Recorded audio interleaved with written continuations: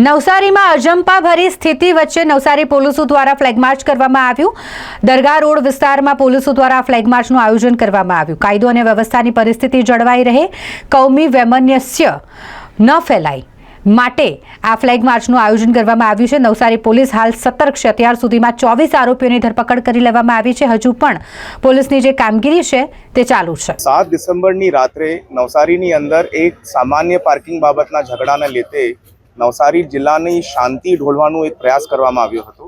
તે 7 તારીખની ઘટનાક્રમને લીધે અને 8 તારીખની ઘટનાક્રમને લીધે 2 FIR નોંધવામાં આવી હતી। તે બંને FIR પેટે પોલીસ દ્વારા ટોટલ 25 આરોપીઓની ધરપકડ અત્યાર સુધી કરી લેવામાં આવી ચૂકી છે અને આ જો પ્રયાસ છે તે નિષ્ફળ કરવામાં આવ્યો છે।